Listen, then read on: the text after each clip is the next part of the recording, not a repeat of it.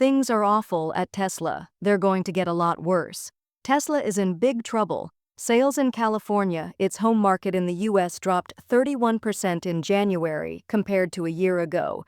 European figures are worse, plummeting 43% in the first 2 months of the year, and in China, by far its most significant market for profitability, Tesla sales collapsed 29% year-to-date.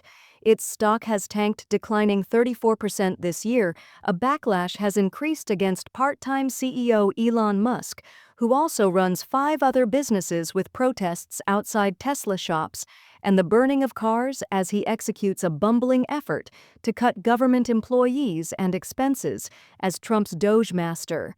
But things are going to take a turn for the worse. Declining sales show that the company's financial health is essentially failing, as rivals are booming, especially competitor BYD, the Chinese EV and battery producer, for the first time topped Tesla in revenue in 2024 and is on track to leave it in the dust as the world leader in electric vehicle sales this year.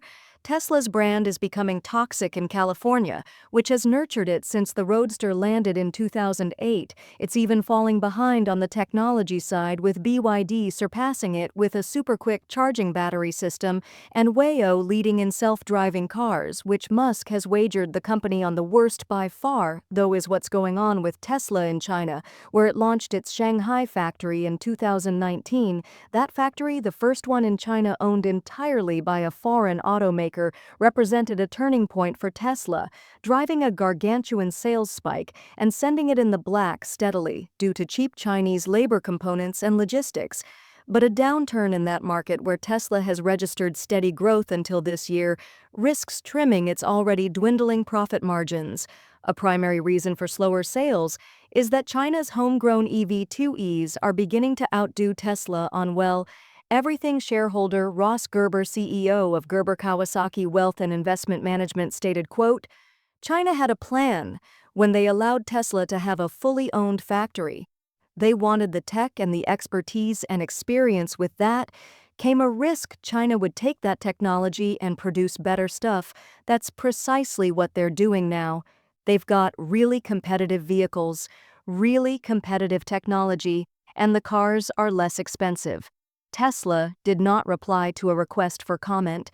Tesla's Model Y continued to be the best-selling EV in China last year, but BYD, the nation's largest car producer, sold a lot more EVs, along with a variety of models from its 10,000 Seagull hatchback to its Yuan Plus compact SUV, beginning at $166,000. Those are less than half as expensive as a Tesla, which bills itself as a higher-end brand.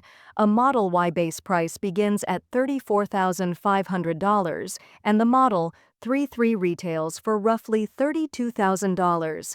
And BYD's low costs are also working in its favor. International sales in Latin America, Australia, and Europe. High tariffs to date have kept it from selling in the U.S.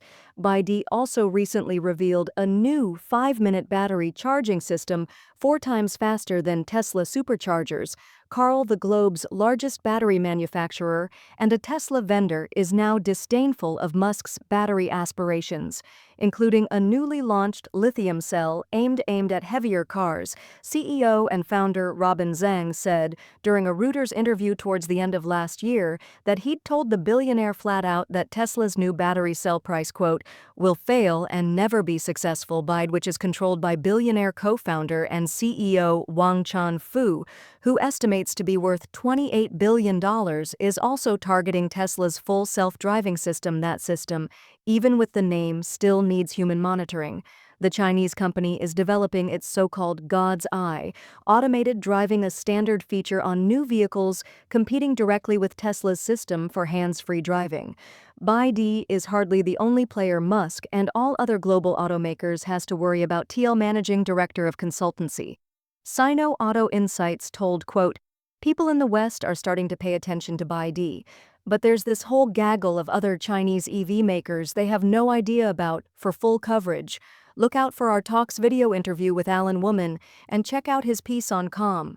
This is Kieran Meadows from Thanks for Tuning In.